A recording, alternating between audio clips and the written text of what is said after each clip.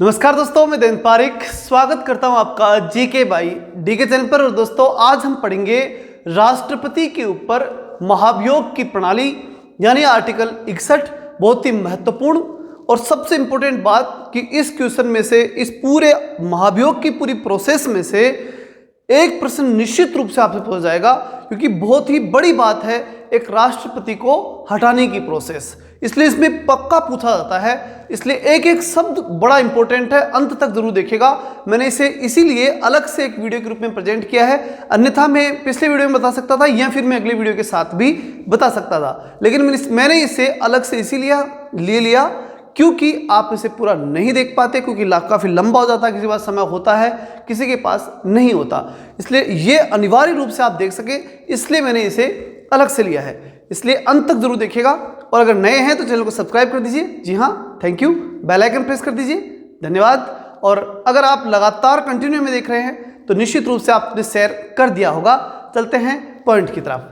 Point है अपना वो ये, अच्छा एक बात और बता दूं मैं आपको आज कि आप लाइव कमेंट कर सकते हैं। इसमें आपके पास ऑप्शन आया होगा लाइव कमेंट का, उसमें आप लाइव कमेंट कीजिए और उसके बाद आपको लाइव ही इसका उत्तर मिल जाएगा। लाइव कमेंट की व्यवस्था है, ठीक है ना।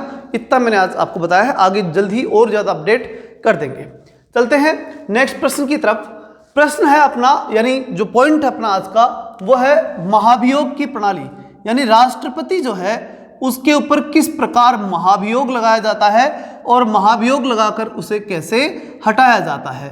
तो इसका सबसे पहला और सबसे महत्वपूर्ण प्रश्न तो यही हो जाता है कि संविधान में इसका वर्णन कहाँ है, संविधान में किस अनुच्छेद के तहत इसका उल्लेख किया गया है। तो यह है आर्टिकल 61। आर्टिकल 61 के तहत महाभियोग की प्रणाली बताई गई है, और बड़ी महत्वपूर्ण प्रणाली है ये। क्यों?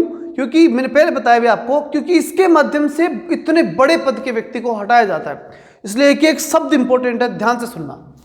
देखिए, सबसे पहली कंडीशन कि किस कंडीशन के कारण राष्ट्रपति पर महाभियोग लगाया जाता है, सबसे पहले और सबसे महत्वपूर्ण बात।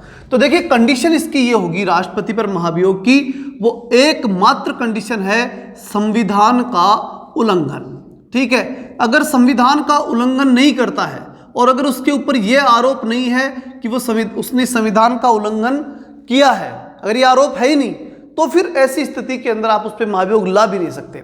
तो राष्ट्रपति पर महाभियोग लाने के लिए सबसे पहली क्या है, ये शर्त है, अगर आपको उसके ऊपर क्या लाना है, महाभियोग, कि उसने या तो संविधान का उल्लंघन किया है या आपकी नज़र में, यानी जो सांसद है जिन्होंने उसे वोट देकर के बिठाया है। अच्छा, एक बात बड़ी इंपॉर्टेंट और सुन लीजिए, राष्ट्रपति को बनाते समय सारे विधायक भी, पूरे भारत के जो विधायक है वो ही भाग लेते हैं, लेकिन हटाते समय भाग नहीं लेते। हटाते समय सिर्फ लोकसभा और राज्यसभा दोनों मिलकर हटा सकते हैं। बड़ी बात है, बनाने वाले पूरे के पूरे हटाने में सहयोग नहीं करते। अब सुनना, तो पहली शर्त तो क्या है कि राष्ट्रपति किस कंडीशन में हटाया जा सकता है। तो कंडीशन एक ही है, एकमात्र कंडीशन है, ध्यान रखना। अगर इसके अलावा कोई कंडीशन तो लागू ही नहीं होगी राष्ट्रपति पर, संविधान के उल्लंघन की ही शर्त होनी चाहिए। तो ऐसी स्थिति में उसके ऊपर क्या लाया जा सकता है, महाभियोग। अब कैसे लाएंगे, तरीका क्या होगा। तो देखिए, आपके पास दो सदन हैं, लोकसभा और राज्यसभा। तो दोनों में किसी एक सदन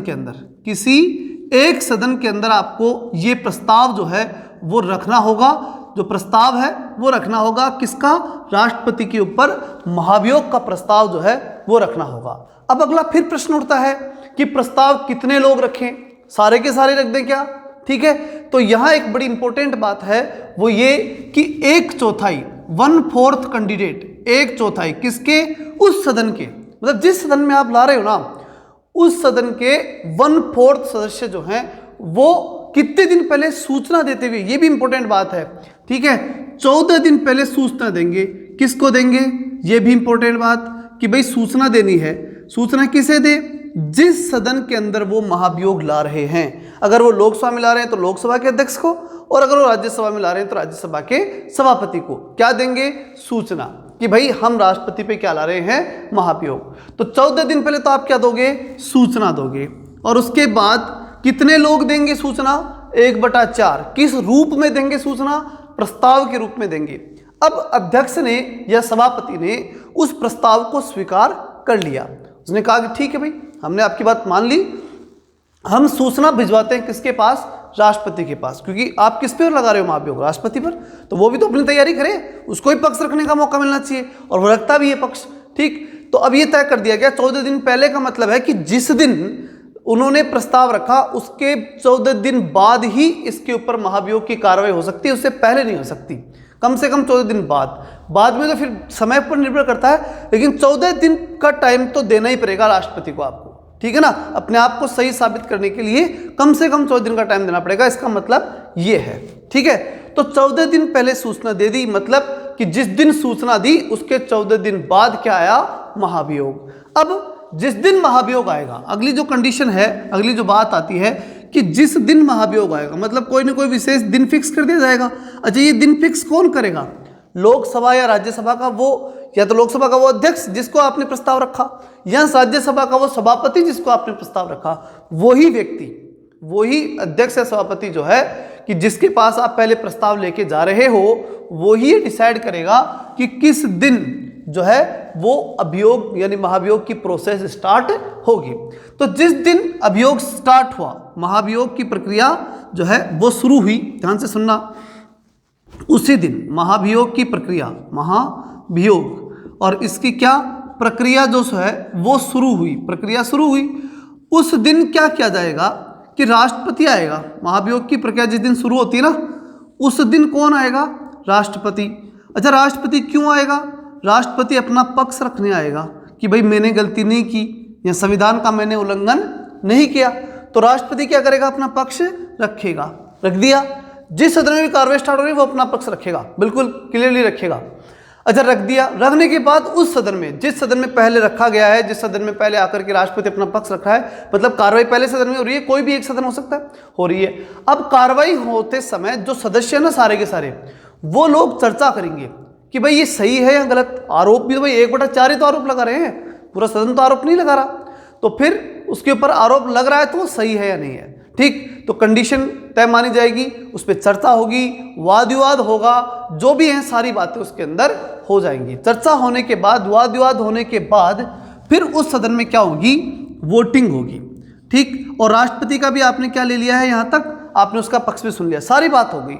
अब वोटिंग सिस्टम स्टार्ट होता है, और वोटिंग के तहत अगर राष्ट्रपति के विपक्ष में, राष्ट्रपति जो है उसके खिलाफ, ठीक है, उसके विरोध में, या बोल सकते हैं विपक्ष बोल सकते हैं, उसको हटाने के लिए बोल सकते हैं, राष्ट्रपति को हटाने के लिए कितने वोट पड़ जाएं?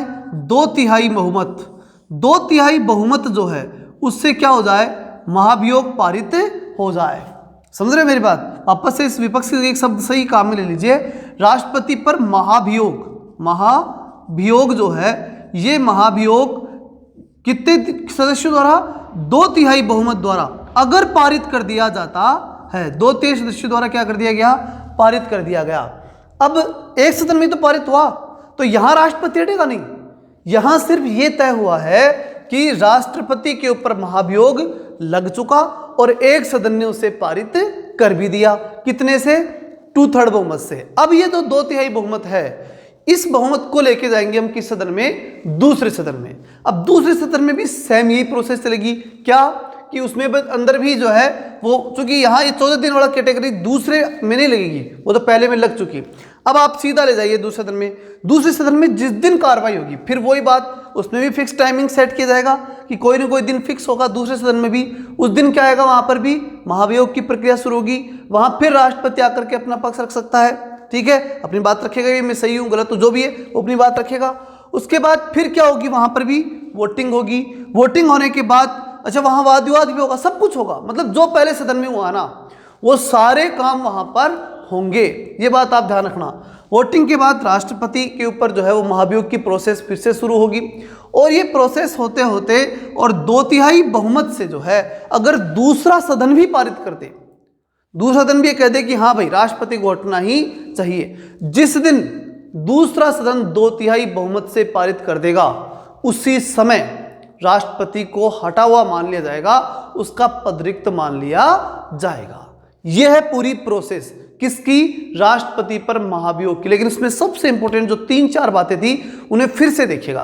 पहली बात, राष्ट्रपति पर महाभियोग किस अनुच्छेद के तहत आता है? तो आर्टिकल 61। 61 का मतलब है 60, फटाफट 61 यानी 60 से हट जाएगा, कोई टाइम नहीं लगेगा उसको। हटते समय जब जैसे ही 2 बहुमत पारित हुआ उसे 60 से हटना पड़ेगा फटाफट, तो 60 का 61। फिर दूसरी जो चीज आती है वो ये कि क्या उसके ऊपर हर कभी अब लाया जा सकता है क्या? दूसरा महत्वपूर्ण प्रश्न वो ये कि नहीं, सिर्फ संविधान के उल्लंघन की कंडीशन में ही उसके ऊपर महाभियोग लगाया सकता है। दूसरा महत्वपूर्ण प्रश्न। तीसरा महत्वपूर्ण प्रश्न 1/4 है, मतलब कैसे आपसे पूछा जाएगा कि प्रस्ताव कितने लोग ला सकते हैं, तो 1/4 का क्या होगा इसमें प्रस्ताव, कितने दिन पहले लाएंगे? 14 दिन पहले। अब इसका पहले का मतलब ये कि जिस दिन इन लोगों ने प्रस्ताव रखा ना उस दिन से लेकर के और 14 दिन का समय राष्ट्रपति को दिया जाएगा कि भैया आप अपनी तैयारी करके आ जाइए, और 14 दिन बाद में ही महाभियोग लाया जाएगा। फिर ये हो गया, ये हो गया, और लास्ट महत्वपूर्ण प्रश्न है 2/3 बहुमत। अब कंफ्यूजन कहां होगा, आपकी गलती कहां होगी वो बता दूं मैं आपको। इस 1/4 में और 2/3 में वहां पर दोनों ऑप्शन आपके पास होंगे। प्रश्न कोई सा एक पूछेगा, या तो वो ये पूछेगा कि किसी सदन में पारित करने के लिए कितना बहुमत होना चाहिए, या सदन के द्वारा कितना वोटिंग हो जाना चाहिए, तो उत्तर क्या होना चाहिए? 2/3। लेकिन पहला ऑप्शन क्या मिलेगा आपको? 1/4। और उस समय आप इन दोनों में कंफ्यूज हो चुके होंगे। तो इस बात को अच्छे से ध्यान रखना कि 1/4 जो है ये संख्या क्या कर रही है? 4 में से 1, कि प्रत्येक 4 में से एक कैंडिडेट ये कह दे क्या कि भाई हम राष्ट्रपति को हटाना चाहते हैं। तो ये तो क्या होती है पहली कंडीशन। तो इसमें तो संख्या क्या हुई? 4 में से 1 की बात है। यहां 3 में से 2 करें, 2/3 बहुमत में 3 में से 2 आदमी ये कह रहे हैं कि भाई राष्ट्रपति हटना चाहिए, मतलब प्रस्ताव कम लोग लेके आते हैं और हटाने वाले लोग क्या होने चाहिए? ज्यादा। ठीक, इस बात का आपको विशेष ध्यान रखना है, बड़ी इंपॉर्टेंट बात है ये, और इसके अंदर कंफ्यूज नहीं होना है। अभी एक बार इसका स्क्रीनशॉट लीजिए, फिर हम चर्चा करते हैं आर्टिकल 62 की, बड़ा ही महत्वपूर्ण है। चलिए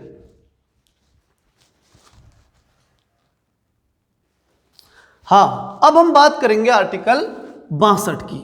61 के बाद दूसरा जो महत्वपूर्ण आर्टिकल है वो है आर्टिकल 62। क्या है इसमें? ध्यान से सुनना। आर्टिकल 62 ये कहता है कि राष्ट्रपति जो है उसके हटने के बाद क्या होगा, क्योंकि 61 के तहत तो आपने महाभियोग से उसे हटा दिया। अब हटने के बाद क्या?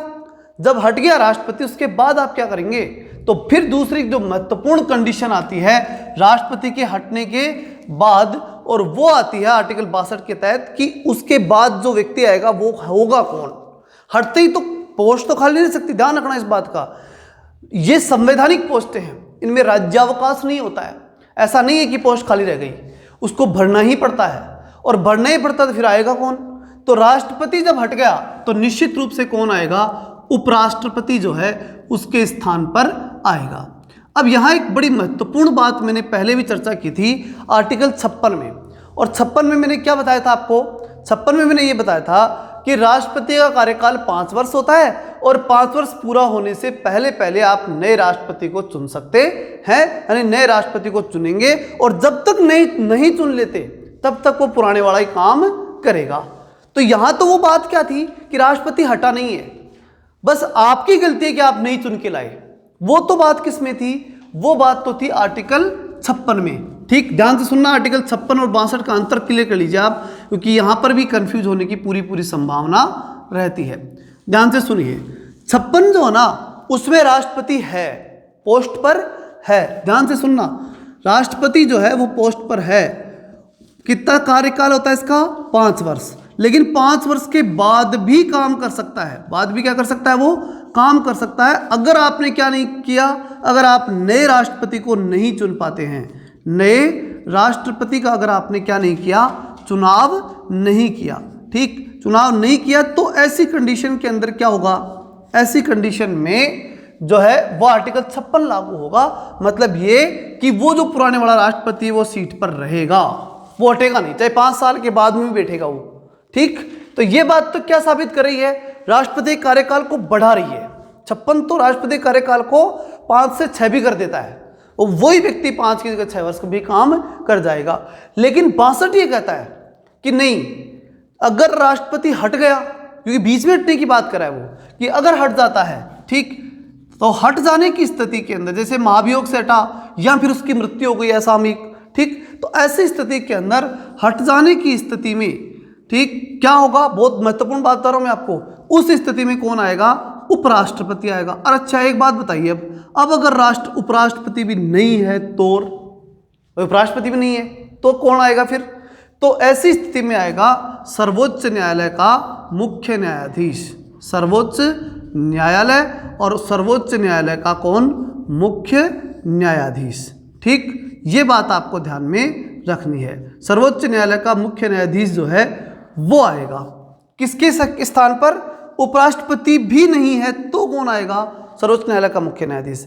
एक बार ऐसा हुआ है 1969 के अंदर जो है वो मोहम्मद हिदायतुल्ला, ध्यान से सुनना, मोहम्मद हिदायतुल्ला जो हैं ये सर्वोच्च न्यायालय के, हिदायतुल्ला जो हैं ये सर्वोच्च न्यायालय के मुख्य न्यायाधीश थे, और उसके बावजूद ये क्या बने, राष्ट्रपति बन गए थे, क्योंकि उपराष्ट्रपति भी उस समय नहीं था।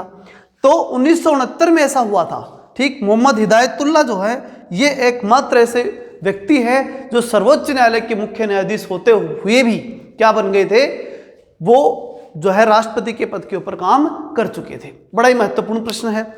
अब हम एक बात पर चर्चा कर रहे थे कि 62 के तहत, हमेशा ध्यान रखने की बात है कि 62 के तहत राष्ट्रपति के हटने की स्थिति में लोग आएंगे, और 56 के तहत राष्ट्रपति है और उसका ही कार्यकाल बढ़ेगा। कंडीशन ये कि वो आप नया राष्ट्रपति नहीं चुन पाए। इन दोनों में ये अंतर आपको ध्यान में रखना है। अब दोस्तों आर्टिकल 62 यानी 52 से लेकर के और 62 तक जो आर्टिकल है ना, ये सारे आर्टिकल आपको बहुत अच्छी तरह याद होने चाहिए। इनमें से एक प्रश्न आपको निश्चित रूप से पूछा जाएगा। अगर आपको कुछ भी पूछना है तो आप कमेंट में कर दीजिए, ठीक, मैं जरूर आपका उत्तर दूंगा। अधिक से अधिक दोस्तों के पास शेयर कीजिए, लाइक कीजिए अगर अच्छा लगा हो तो, और अगर नए हैं तो सब्सक्राइब जरूर कर दीजिएगा। ठीक है, मिलते हैं कल 9:30 बजे। जय हिंद, जय भारत।